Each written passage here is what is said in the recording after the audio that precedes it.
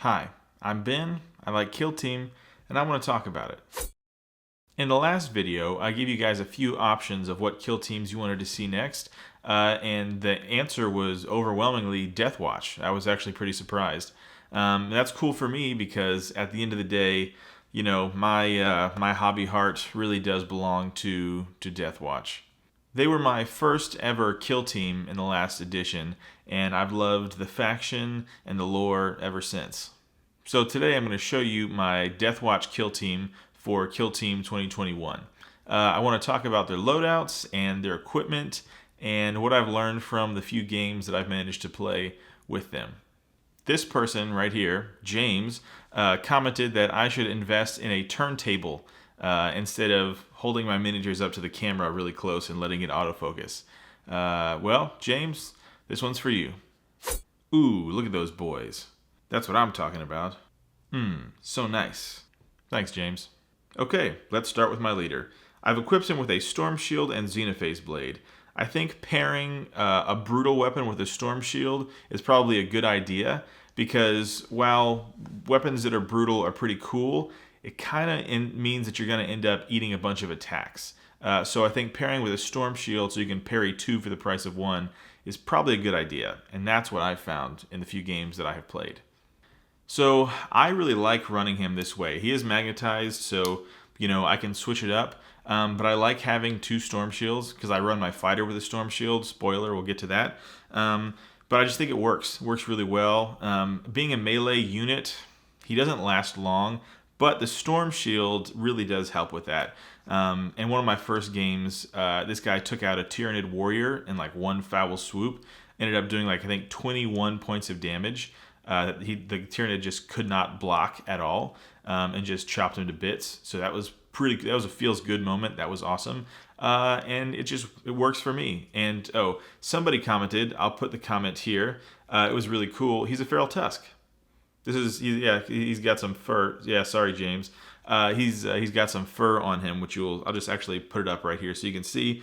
But that was a really cool idea, and thank you for that. I totally stole it, and I will give you credit with that comment right here.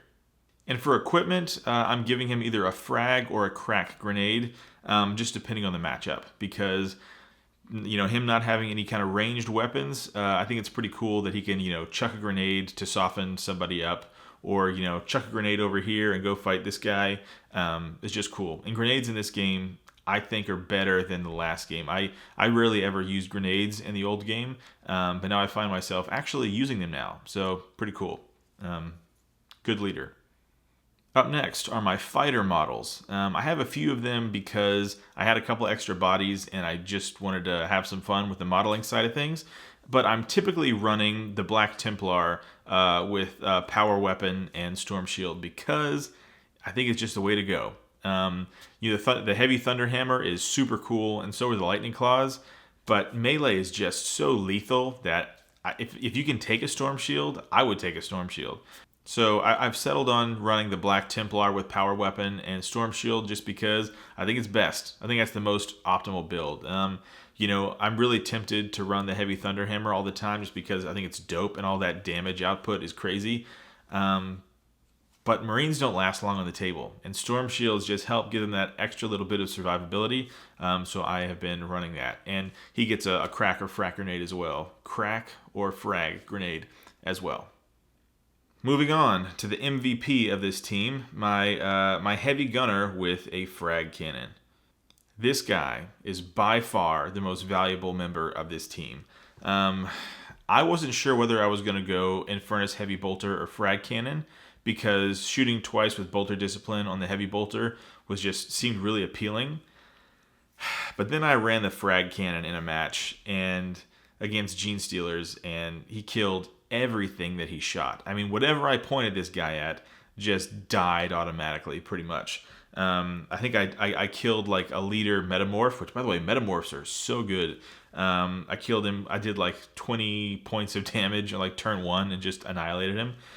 So this guy is always on my team. And I have a Heavy Bolter model, just doesn't see the light of day so much because the Frag Cannon is just so good. And you can, Overwatch with him and get to shoot twice anyways. You're just not shooting twice in a single activation.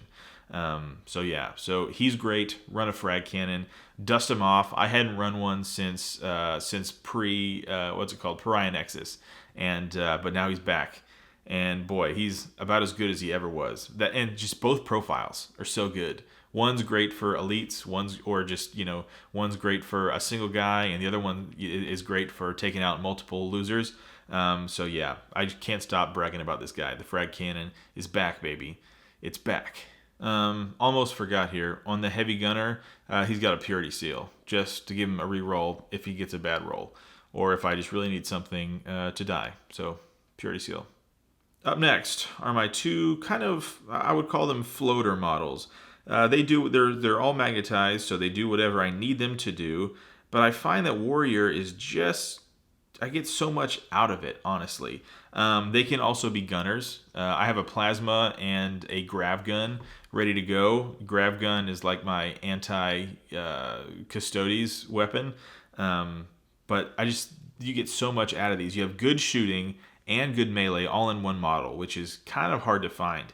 I just want a salamander and a white scar. By the way, if you're out there and you're painting white scars, I just want to give you props, because this shoulder pad took me so long to get right. I was just so done and hated my life by the time I was done, but I like how it came out. It looks just so good. So these are my two kind of floater warrior gunner models, whatever I need depending on the matchup, and they're cool. This was a really fun team to build and paint, and they're pretty good on the tabletop too. You're still getting all the problems that Marines have to deal with, but they have a lot of the answers that other Astartes teams just don't have. My advice, for whatever it's worth, is to just take the frag cannon. Do whatever you want, but take a freaking frag cannon. I've had so much luck with it. Not even just luck. I've just had good results. It does, the Emperor's work. It's good again, and I would absolutely take it. It's never leaving my roster.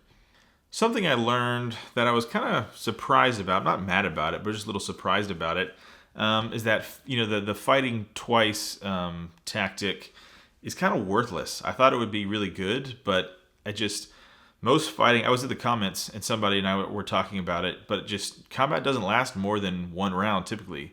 Somebody's probably dying after one round of fighting. So fighting twice just typically isn't something that I spend any points on. Shooting twice, however, bolter discipline. See, I don't even remember what the other one's called, but I do remember bolter discipline. I found that bolter discipline is awesome.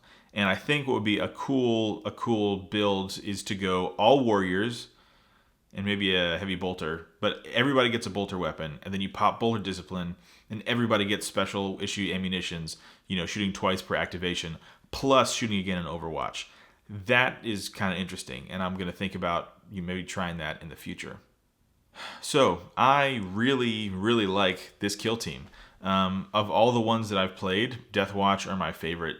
Not even just favorite Marine kill team, they're my favorite kill team of everybody so far, which is great because they were my favorite in the last edition, which they were, depending on when you got into the game, they were pretty good or not. They were always decent. But as far as Marine teams go, these guys are where it is for me. I know you can take 6 with TAC Marines, and that's fine, but I really like the Deathwatch. Storm Shields, you get that awesome... Here's the thing for me.